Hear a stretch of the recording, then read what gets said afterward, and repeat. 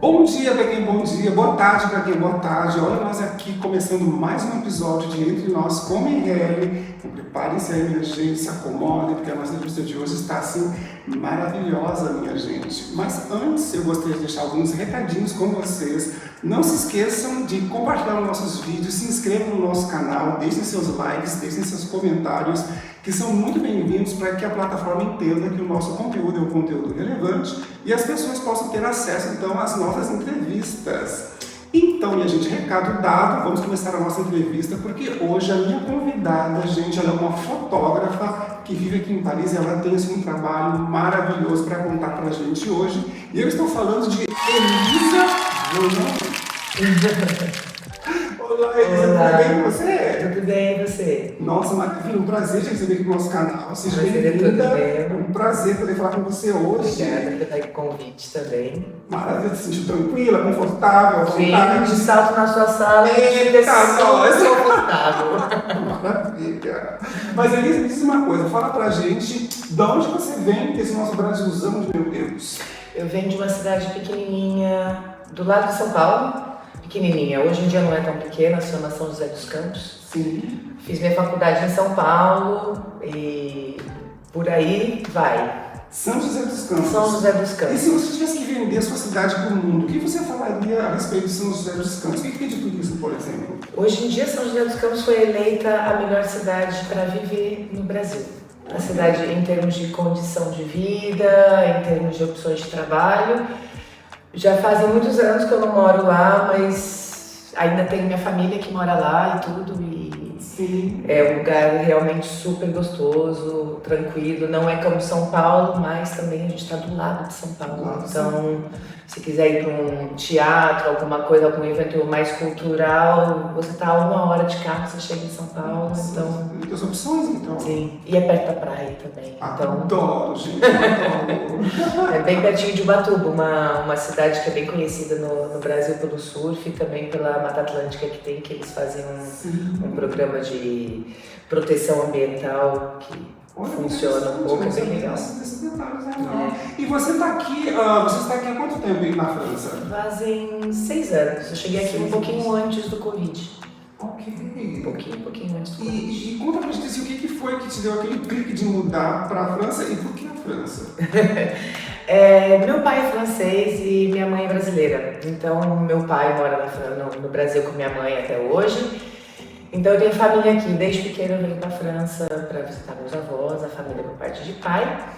E em 2019 eu vim para um casamento de uma prima minha. E nesse casamento eu me apaixonei por um francês e alguns meses depois eu decidi mudar para a França. Como eu já tinha cidadania, tudo francês, foi um pouquinho mais fácil para vir para cá. Não foi tão fácil porque a gente não estava prevendo o Covid, né? Sim. Então eu mudei para cá e direto a gente já foi quase para um confinamento, mas o motivo da mudança era isso. E no Brasil, antes de mudar para cá, eu tinha acabado de me formar em faculdade de educação física e estava como personal trainer e fotógrafa. Final de semana fotografia e dia de semana eu fazia programas com mulheres que queriam perder peso. Sim. Então era bem legal. Mas então a sua saída do Brasil vindo para a França, a sua adaptação à cultura daqui não foi nada difícil, então você já tinha um contato Já com a tinha um França? pouco de contato, Eu tinha então já uma amiga que falava conhecia. francês, Já então- falava francês, Olha. mas nunca fui pra escola em francês. Sim. Então foi aquela coisa de aprender. Bom, pra quem mora aqui na França sabe, né? As canções de Nina, o Ferro Jacques, o Clair de la Lune. E foi assim que meu ouvido foi, né? Sim. Pegando as palavras. Quando eu cheguei aqui na França, meu francês estava bem basicão. E como é que era o seu pai? Ele falava em francês com você em casa ou não? Falava Sim, um pouquinho, geralmente, um pouquinho. Não falava muito, a gente acabou perdendo um pouquinho isso, que eu sou a última filha, eu tenho 2 irmãos. Na minha opinião, meus pais acabaram conseguindo falar mais francês com eles e eu acabei não indo para a escola. Eu acho que foi uma parte, talvez um pouco rebelde da minha parte, quando eu era mais nova e meus pais, eu me lembro deles quererem me colocar para aprender o francês e eu não querer, eu querer fazer aula de ginástica olímpica, capoeira. Eu sempre fui mais pro lado do esporte.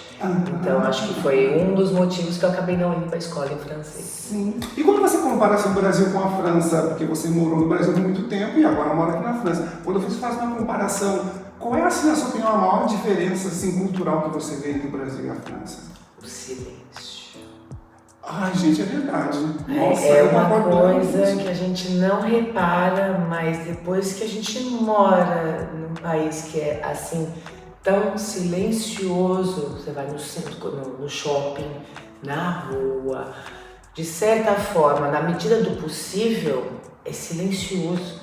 No Brasil a gente anda na rua, no trem, é uma barulheira. E a gente tem, né? É a nossa cultura também de falar alto, do samba, do calor, de se expressar com a mão, como até os italianos fazem, né? É um pouco da nossa cultura. Mas depois que você mora um tempo aqui, quando você vai passar férias no Brasil, às vezes até ao contrário, é um choque, porque a gente fala, nossa, que povo barulhento. Tá um pouco barulhento. Eu adoro barulho, sempre gostei muito de música e tudo, mas isso foi um choque que depois que eu voltei para o Brasil, depois de 3 anos aqui na França, voltei para férias, eu percebi o que meu marido me falava. Meu marido me falava muito que a gente fala alto, que a gente tem essa expressão mais, né? A gente é um povo mais expressivo. Todos nós concordamos, né? Verdade, não, e é tão interessante o que você está falando, porque a gente só se dá de conta quando a gente sai do Brasil. Quando você está lá, você não percebe, aquilo faz parte da nossa rotina. Quando você vive em outros países, que a gente vê que a cultura é diferente, que as pessoas têm comportamentos diferentes, é que a gente vê, nossa, o brasileiro realmente é muito extrovertido. A gente adora uma festa também, né? Você é casada, que você falou? Sim. Okay. E o teu marido, como é que ele se ajeita lá com a cultura brasileira? Ele gosta? Ele fala português? Ele é metade português, metade francês. Os pais são portugueses. Ele nasceu na França, mas pais portugueses. Então ele fala português também. O português mais de Portugal, né? Aquele portuguesinho com o que eu acho uma graça. É o charme dele também. Sim. E minha sogra, todo mundo fala português e a gente tenta às vezes em casa falar um pouco mais português para minha filha, que eu tenho uma filha de 5 anos. E assim ela também vai ter essa mesma cultura de saber falar francês e a língua da mãe, né, o português. Que interessante. No início da nossa entrevista você falou uma coisa que me chamou a atenção, que você gosta de esportes, né? Sim. E uma coisa que eu noto aqui na França, eu ando muito por aí, eu vejo que o pessoal aqui pode estar frio, gente, pode estar um frio assim, abaixo de zero, eles estão lá fazendo Cooper, eles estão correndo, eles estão se exercitando. Eu acho isso incrível, porque eu não tenho coragem de ser uns frios desses, fazer Cooper na rua. Aqui, você continua praticando esportes? Conta pra gente um pouco desse seu lado esportivo aí. Sim, eu continuo, mas o período invernal eu faço esporte dentro de casa, porque como eu fiz faculdade, né, de esportes, eu tenho um pouquinho de aparelhagem, uns pezinhos em casa, um tapetinho. Eu continuo fazendo o meu reforço muscular para quando assim que começarem os dias com sol, um pouquinho. Eu também. Assim que começar a esquentar um pouquinho, pum, eu saio, porque um dos esportes que eu pratico bastante, especialmente aqui na França, é a corrida, né? E a corrida, depois do Covid, ela fez um boom, o mercado de corrida mesmo no Brasil, mas no Brasil o esporte é muito grande, mas aqui na França fez um boom enorme. Porque todo verão aqui você vai ver várias maratonas acontecendo. Maratona Paris, Mosa, no Champs-Élysées. Vai começar agora em maio tem a Maratona de Paris, aí vai ter o Salão de Running, que eles chamam, que é um salão que como se fosse, né, do Brasil, que fazem as feiras, né, todas as marcas vão lá para mostrar os novos tênis, as novas tecnologias da corrida. É bem interessante. Você participa dessas corridas? Você participa dessas maratonas? Não, as maratonas eu não participo. Na verdade, para uma maratona são 42 quilômetros para correr. Nossa, então, assim, é bastante. É puxado, e aqui tem muita subida, né? Sim, tem um pouquinho, mas não é nem questão disso. Para se preparar para uma maratona, tem que se preparar, tem que ter tempo. Sim. E como eu, na minha vida, na minha rotina, eu não consigo separar pelo menos 1 hora a 2 horas por dia só para correr e fazer o que tem que ser feito para preparar os músculos para correr. E normalmente quando a gente faz uma maratona, no final de semana você sempre vai fazer uma saída de 20, 30 quilômetros. Que isso são coisas que você vai passar 2 horas correndo. Sim, com a minha filha, com o meu marido, com o meu trabalho do lado, com a fotografia, é tudo. Nossa Senhora, fica meio apertadinho. Fica difícil, né? E você tem algum ritual de beleza assim, que você faz fora os exercícios? Você tem um ritual de beleza? Bom, uma coisa que minha mãe sempre me ensinou, aqui na França é um pouquinho mais difícil, porque com frio é mais difícil, mas de manhã lavar o rosto sempre com água fria, bem fria, sim, que dizem que ativa o colágeno, sim, né? Colágeno, sim. Especialmente depois dos 40, a gente estamos buscar, procurando de todo lado. Mas me diz uma coisa, você falou que aqui você faz um trabalho como fotógrafa, né? Fala um pouco pra gente como isso começou. Quando é que você descobriu que você tinha esse talento assim para fotografia? Essa foi a sua primeira profissão ou já trabalhou com outras coisas antes de ser fotógrafa? Na verdade, trabalhei antes como fotógrafa, depois eu trabalhei com outras coisas. Na verdade, eu fiz faculdade no início, 18 anos, quando eu saí de casa, eu fiz faculdade em São Paulo de marketing, publicidade e marketing. Sim. E nessa faculdade, na época, a gente tinha aula de fotografia e era fotografia de filme. Então eu aprendi a fazer as fotos de filme, ir na sala escura e revelar. Foi lá que realmente eu me apaixonei pela foto, porque é uma mágica. Hoje em dia, lógico, tem a parte digital, né, que tudo tem evolução, mas o princípio da fotografia é muito único. É uma mágica no papel. E é um momento que, assim que você olha uma foto, ela vai te trazer alguma coisa. Pode ser felicidade, pode ser tristeza, pode ser qualquer coisa. Vai te reforçar alguma coisa. Né? É isso, né? Olha, eu falando já em francês, cessar. Sim, cessar, já não. E me diz uma coisa, assim, você se especializou em que área da fotografia? Porque você, por exemplo, você fotografa modelos, paisagens, qual é a área que você se especializou? No Brasil, me especializei bastante em família e criança. E aniversário infantil. Aniversário infantil era meu carro-chefe no Brasil. Sério? Eu fazia muito. Depois, quando eu me mudei para a Austrália, porque eu morei 6 anos na Austrália também, quando eu me mudei para a Austrália, eu me especializei um pouco mais em fotografia de natureza, esporte. Acabei fotografando 2 campeonatos mundiais de surf, fotografei um campeonato de skate também, então que são esportes que também falam comigo, esportes que eu já pratiquei e que pratico quando posso. Menina, então quer dizer que você morou na Austrália. A Austrália é um país incrível e é uma cultura totalmente diferente. Fala como é que foi o seu período lá na Austrália pra gente. Eu fiquei 6 anos na Austrália, No Brasil eu já era uma pessoa muito ligada na praia, né? Então todos os lugares que eu morei na Austrália foram na praia. Eu morei em 6 cidades diferentes durante esses 6 anos. Uma das cidades que foi uma das que mais me marcou foi Bruno. Escreve BR2OSMI. É o verdadeiro Kimberley na Austrália. Se alguém quiser conhecer o que é a Austrália, que a gente vê no cinema, é lá. É o norte, lá em cima da Austrália, que às vezes, por exemplo, na praia vai aparecer uma sereia que tem um crocodilo, que tá passeando, que é melhor sair da areia, porque a gente não sabe se tá com fome. Às vezes vai ter uma cobra encalhada no seu telhado. Deixa eu te fazer uma pergunta. Você na Austrália já viu os aborígenes? Porque eu visito as aborígenes, chegou a ver pessoalmente. Fiz trabalho voluntário. Sério? Eles são índios nativos, é isso? Sim.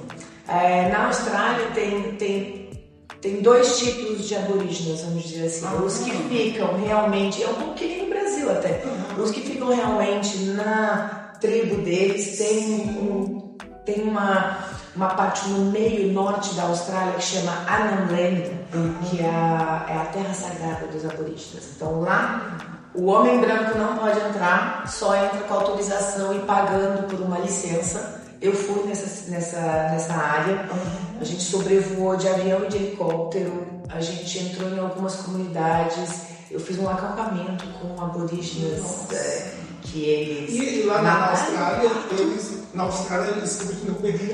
eles falam inglês, mas os aborígenes falam o idioma deles, né? Eles têm um dialeto, que tem algumas palavras em inglês e algumas palavras você fica olhando, você não consegue entender. Mas esse acampamento foi uma experiência muito interessante, porque a gente acampou com eles foram caçar. Eles trouxeram um colar, literalmente enrolado no pescoço, assim, com 6 patos mortos. Ele depilou os patos na minha frente, tirou tudo, limpou e botou no fogo pra gente comer. E eles, na cultura deles, mulher sempre fica um pouco de canto e tudo. Então, eu tava num acampamento que eu era a única mulher. Então eu tinha que tomar um pouco de cuidado. Não era cuidado que não era perigoso, né? Mas para tentar respeitar eles, porque eu não posso chegar muito perto de um homem, porque senão a mulher dele talvez vai ver e vai ter ciúmes. Tem todo um esquema. Mais uma hora ele estava limpando um dos patos e eu olhei para ele e falei assim: você guarda o coração para mim? Que bom, no Brasil a gente tá acostumado a comer coração de galinha, né? O pato era coração de galinha também. E ele me olhou e ele ficou espantado, porque ele achou que eu devia ser uma mocinha branquinha, uma princesinha que ia comer só a coxinha do frango, sabe? Quando eu pedi o coração, ele olhou pra mim e falou assim: eu vou te preparar esse coração. Eu falei: ai meu Deus do céu, o que ele vai fazer com o coração? Sim. Aí ele foi, assou o coração um pouquinho, quase nada. Ele cortou o coração no meio com a faca dele, botou um pouquinho de sal e falou: como? O coração tava quase cru. Ai, que bicho!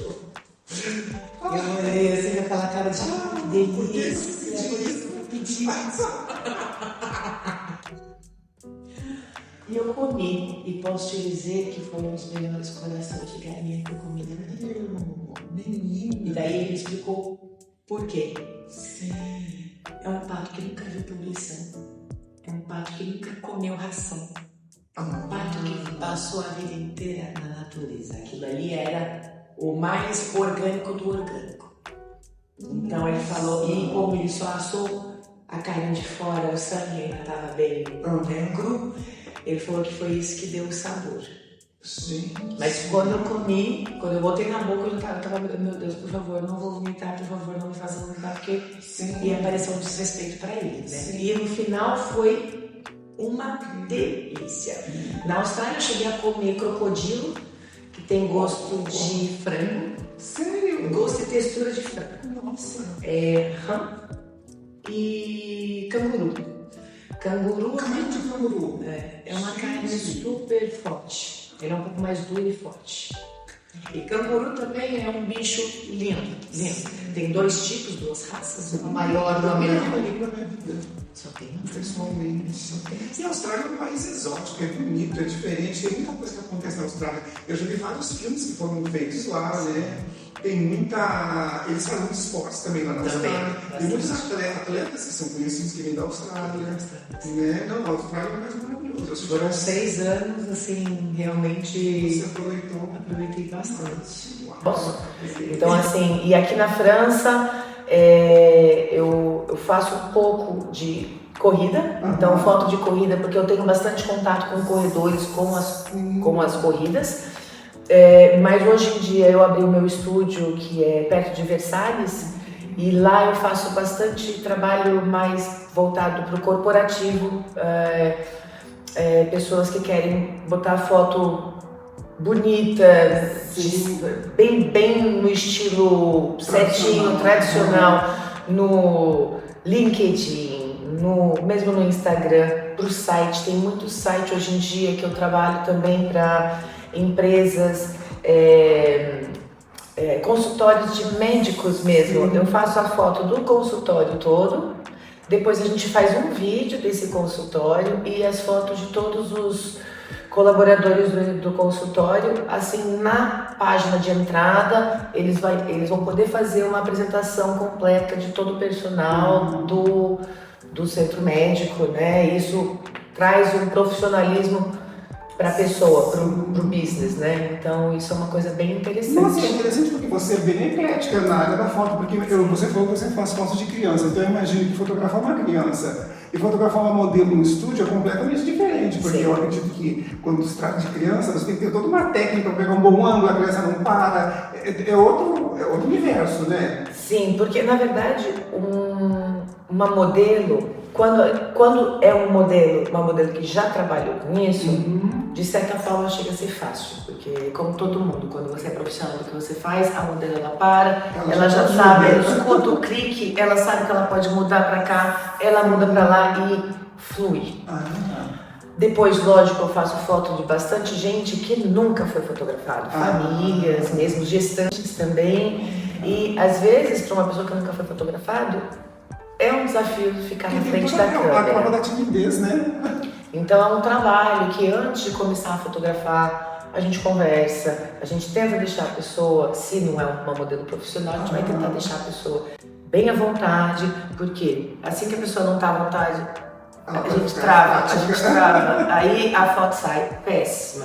Então é respirando, é fazer um trabalho um pouco, vamos dizer, né, de respiração, contar uma piada para a pessoa, tentar deixar ela se sentir em casa, como você faz aqui. É isso mesmo. E me diz uma coisa assim, qual é assim, a pessoa mais interessante que você já fotografou nessa trajetória de fotógrafo? Tem alguém assim que você diz, nossa, essa pessoa foi uma pessoa muito especial para fotografar? Já fotografei bastante gente, vamos dizer, cada pessoa, mesmo que não seja famosa, né, um ator, cada pessoa tem a sua essência e é isso que me intriga e que me faz querer sempre fotografar mais, porque quando você vai fotografar uma pessoa, você não conhece ela.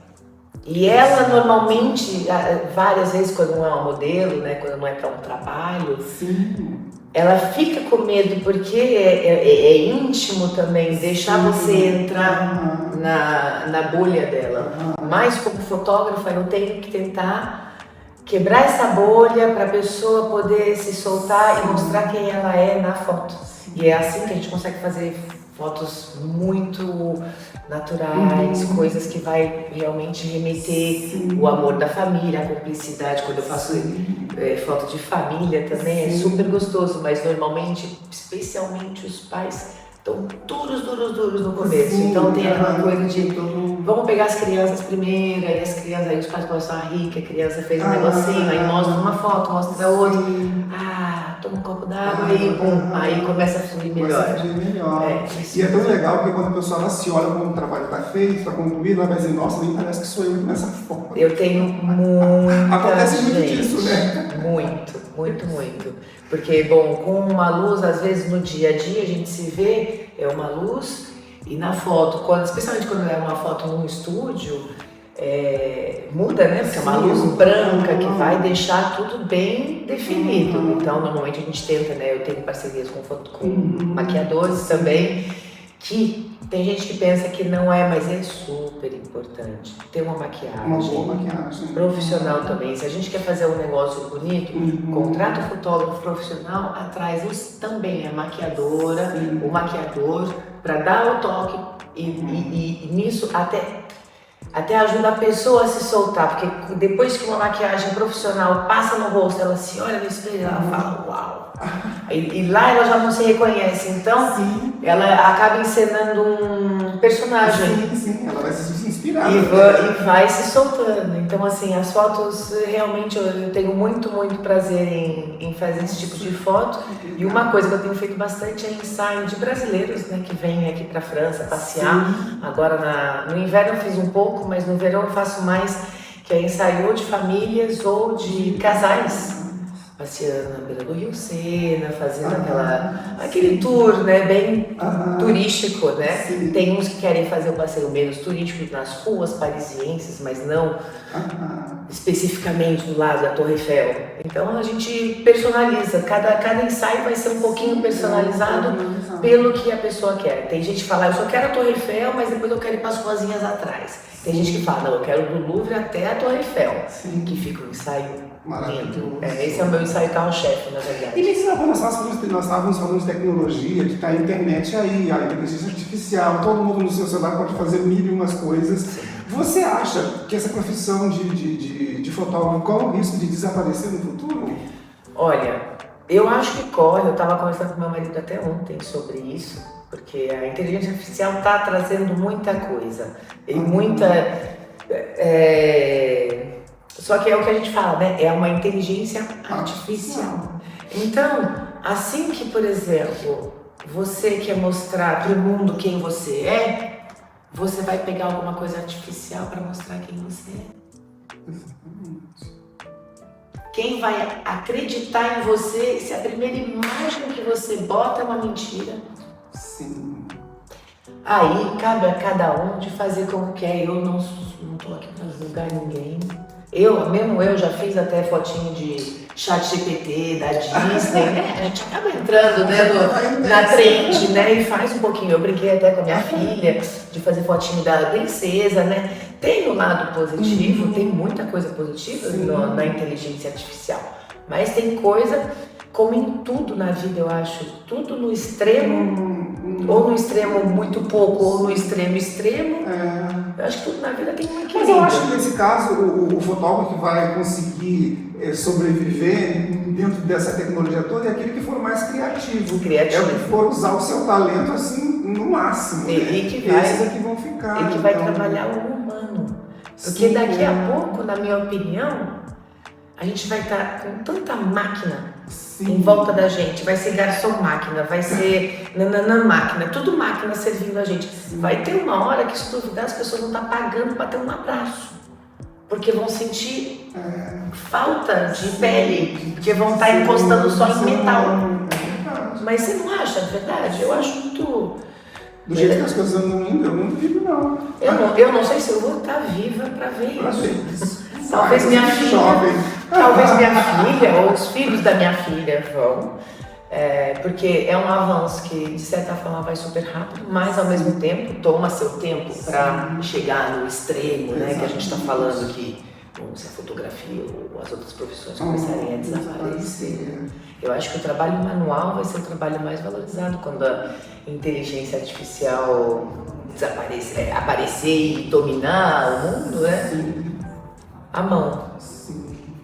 A mão não tem como alguém... As pessoas vão começar a sentir falta disso, né? Um toque. A mão. Exatamente. A gente não quer o metal, né? A gente quer a pele, a gente Exato. quer o amor, a gente quer a gente tem quer um coração. sentimento, a gente tem coração. Especialmente nós brasileiros, né? A gente precisa de calor humano. Gente, eu tô adorando falar aqui com a Elisa, tô aprendendo muito aqui sobre fotografia com ela, é um trabalho realmente que chega a ser artístico, né? Então, maravilha, eu tô adorando aqui conversar com a Elisa, mas agora nós vamos dar o nosso breakzinho, eu quero falar aqui a respeito dos nossos anunciantes, nossos patrocinadores. Então, gente, nós temos agora mais um novo patrocinador aqui do nosso canal, porque as pessoas comentaram do meu cabelo, todo mundo comentou do meu cabelo, das minhas perucas que eu tenho usado. Então, eu vou começar a falar para vocês quem faz aqui meus cabelos. É o Marconi Wigs. Ele é um rapaz que vive aqui em Paris. Ele tem, assim, perucas incríveis, de todas as cores, de todos os estilos. Ele reforma as perucas para você. Ele faz tudo o que você quiser a respeito de perucas. Então, se você quer mudar o seu estilo, mulheres modernas que querem aí trocar o estilo toda hora, cabelo novo, cabelo diferente, diversas cores, entre em contato com o Marconi Wigs, e ele vai tratar você assim, com todo carinho e vai fazer perucas maravilhosas, incríveis para você, assim como eu tenho feito aqui as minhas, tá bom? E também nós temos o nosso próximo contribuinte aqui, né, o nosso patrocinador, que é o Boticário. O Boticário tem uma linha completa, gente, de maquiagem, de perfumes, de cremes, de loções para passar no corpo. E aqui em Paris, as pessoas que têm interesse em adquirir os produtos do Boticário, tem que acessar boticário.europa, e lá você vai entrar no Instagram da pessoa responsável, que vai então vender e distribuir os produtos do Boticário para vocês, que são de excelente qualidade. E como não podia ser diferente, a gente trouxe aqui um presentinho para a Elisa do Boticário, que eu tenho escondidinho para ela. E eu trouxe aqui uma loção do Boticário, é uma loção para passar pós-banho do Boticário para a Elisa. É para você aproveitar. Obrigada, adoro. Os produtos do Boticário são maravilhosos, eu uso sempre. E eu recomendo, gente. Então, o Boticário está ao alcance de todos aqui em Paris, ok? Então, dando continuidade à nossa entrevista, a nossa entrevistada de hoje, estamos aqui batendo esse papo maravilhoso com ela. Eu vou convidar ela a participar do nosso quadro aqui, do nosso programa, que chama-se Filosofando. Eu não sei se a Elisa já sabe, se já Já Um pouquinho, assisti. Ok, então você não sabe do que se trata. Então eu tenho aqui frases de artistas famosos, algumas frases são um pouco controversas, então eu vou ler a frase para você do nosso famoso e você vai me dizer o que você acha. Você vai filosofar em cima dessa frase. Você vai dizer se você concorda, se você não concorda, se você quer acrescentar algo na frase, você acrescenta, se você discorda, você vai dizer o que você acha, tá bom? E o nosso primeiro famoso de hoje é Michael Jackson. Conhece Michael Jackson? Quem não conhece, né, gente? E Michael Jackson, numa entrevista, ele disse o seguinte: todo caminho que você toma, você está deixando seu legado. Concordo, porque na verdade a vida é feita de escolhas, né? E no caminho que a gente traça, né, pra gente, eu acho que a gente deixa um pouco da nossa história, né, um pouquinho do nosso legado, né, do que a gente é, do que a gente foi, do que a gente pode querer ser. Sim. Você falou que você tem filhos, né? Sim. Qual é o tipo de legado que você gostaria de deixar para os seus filhos, para quando eles se lembrassem de você, eles tivessem aquilo marcado dentro deles? Respeito, honestidade, uma pessoa que tem princípios, né? Que cumpre a própria palavra. Sim. Eu acho que isso é o mais importante. Com isso, você tem uma base sólida e você consegue desenvolver alguma coisa interessante para a vida. Maravilhoso, gente, é verdade, né? E esses princípios, algumas pessoas estão tão difíceis de ter hoje em dia, né? Honestidade, caráter, são coisas que tá complicado hoje em dia no nosso mundão de Deus, né? Mas maravilhosa. Vamos para o nosso segundo famoso, que na realidade é uma famosa, ela é uma brasileira, todo mundo conhece ela também, que é a Ana Maria Braga. Ana Maria Braga, sim. Quem não conhece, né? E a Ana Maria Braga, numa entrevista, ela disse o seguinte: Cuidado, falar demais pode fazer você perder a razão no meio do caminho. Concordo também. Porque quando você fala demais, você não está pensando. Exatamente. Aí a língua fala sem a gente pensar e, bom, às vezes sai coisa que a gente pode se arrepender ou pode ofender alguém, né? Sem querer, né? Porque saiu sem pensar, saiu direto assim, sem pensar. Sim, eu vou dar um conselho: quando está com raiva, não discute. Está com raiva, cala a boca. Espera baixar a poeira. Para que você não venha se arrepender. Exatamente, isso é uma coisa pra vida mesmo, pra todo mundo. Você tem alguma coisa na sua vida que quando você olha pra trás você se arrepende? Tipo assim, se eu pudesse ter feito diferente, eu faria. Tem alguma coisa assim que você olha pra trás e você fala assim, nossa, se eu pudesse ter feito diferente, eu faria? Olha, eu tenho um princípio que eu tento viver minha vida sem arrependimentos. Mas lógico, né, somos humanos, a gente comete erros, né? Alguma coisa... Não, eu acho que tudo na vida tem uma razão. Mesmo que saia errado, sim, saiu errado por uma razão. Uma porta fecha, tem uma outra do lado aberta. É só levantar a cabeça, porque muitas vezes depois de uma derrota a gente abaixa a cabeça. Sim. E a gente não vê a porta justo do lado que está aberta pra gente, que está se abrindo.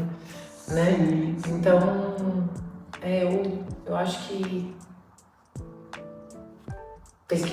tem que tomar cuidado com o que pensa e com o que faz, né? A gente vai traçando o nosso destino conforme os nossos princípios também, né? Então, eu acho que aquela famosa, né? A gente colhe o que a gente planta, mas é realmente isso. Às vezes não hoje para amanhã, mas hoje para um futuro, hoje para minha filha, vamos dizer assim, né? Eu fazer alguma coisa que vai ser para o futuro da minha filha. Sim, você tem uma filha, né? Por exemplo, hoje em dia a gente está vendo que o mundo está meio conturbado, né? A gente está vendo guerras aqui, a gente está vendo doenças lá e acontecendo tudo. Hoje em dia acontece tudo ao mesmo tempo. É uma avalanche de informações que a gente não consegue nem digerir tudo isso. Então, com tudo isso que está acontecendo no mundo, com relação, quando você vai para a sua filha, você teme pelo futuro da sua filha? Um pouco. Um pouco, né? A gente acaba ficando com medo, né? Eu tento nem olhar muito televisão, porque hoje em dia Na televisão aberta, vamos dizer assim, a maioria é notícia negativa. E daí a gente acaba só deixa a gente se angustiar mais e entrar em mais pânico por uma coisa que a gente não pode nem controlar. Mas dá medo, mas ao mesmo tempo dá a esperança de talvez ensinar ela de uma forma que, bom, outros pais, se Deus quiser, que estão aí, né, ensinar as crianças deles também, educar bem, com os valores certos.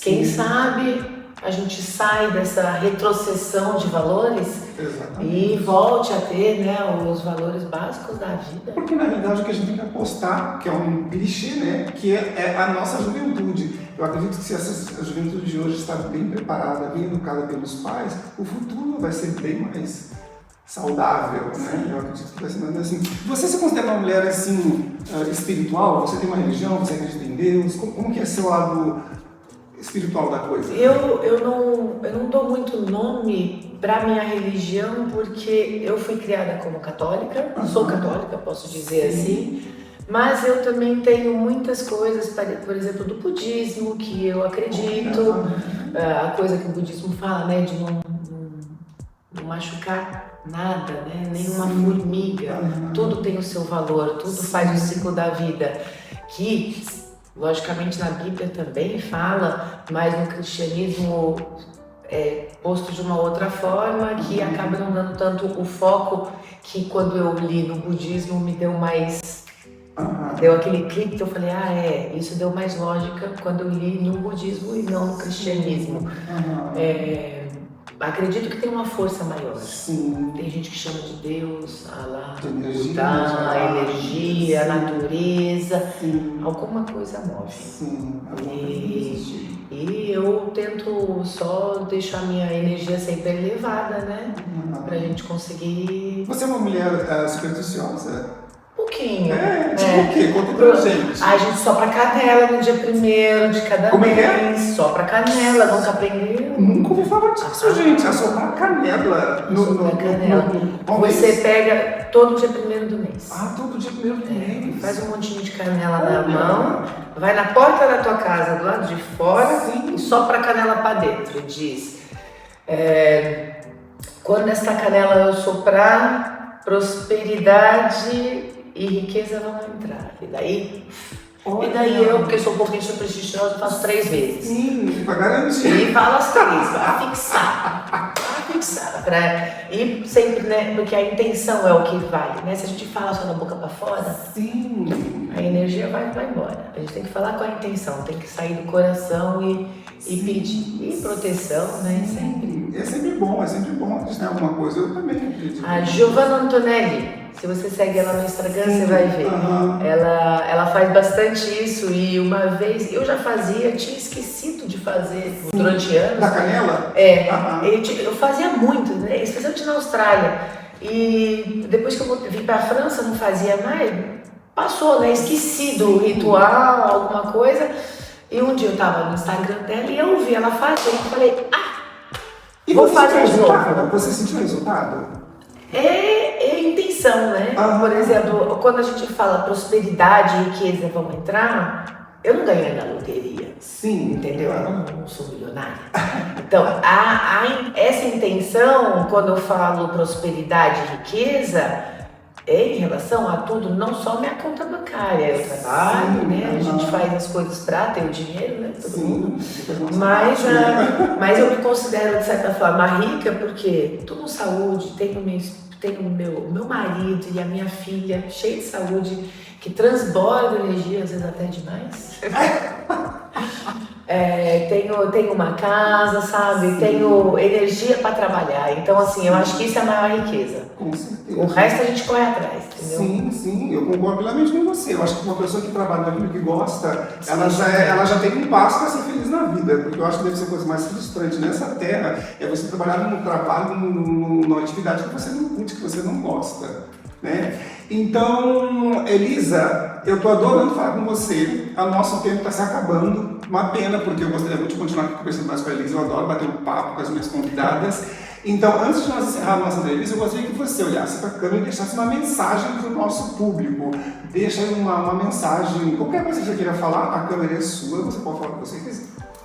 Eu acho que a gente pode dizer que tudo que a gente acredita com a intenção mesmo do fundo do coração, a gente consegue alcançar. Então é só ter honestidade, trabalhar com um objetivo e manter sempre a cabeça erguida e muito amor no que a gente faz. Exatamente, concordo com ela plenamente. Mas, Elisa, eu quero te agradecer do fundo do coração por esse tempo que a gente passou aqui, foi muito agradável. Eu gostei muito de conhecer você, de conhecer o seu trabalho. Espero que você tenha sucesso aqui na França, fotografando todo mundo, porque as pessoas realmente gostam de ser fotografadas por um bom profissional. Eu tenho certeza que você é. Então, se você tem os seus contatos, você pode passar para o nosso público o seu Instagram. Como as pessoas podem fazer contato com você? Podem fazer contato ou por WhatsApp, ou por Instagram, ou no meu site. O meu site chama Momentum Photo 78, foto com PH, ou Elisa Momentum no Instagram. E o meu WhatsApp é 07 64 00 72 89. Maravilha! Então todos têm o contato da Elisa. Eu quero agradecer a todos vocês que ficaram aqui conosco, curtindo a nossa conversa. Não se esqueçam, compartilhem esse vídeo, se inscrevam no nosso canal, deixem seus likes, deixem seus comentários, isso é muito importante para que o nosso vídeo possa ser aí visto por mais pessoas, tá bom? Então nós desejamos para vocês um bom final de tarde, um bom final de dia, um beijo e até o próximo vídeo. Um beijo, tchau, tchau!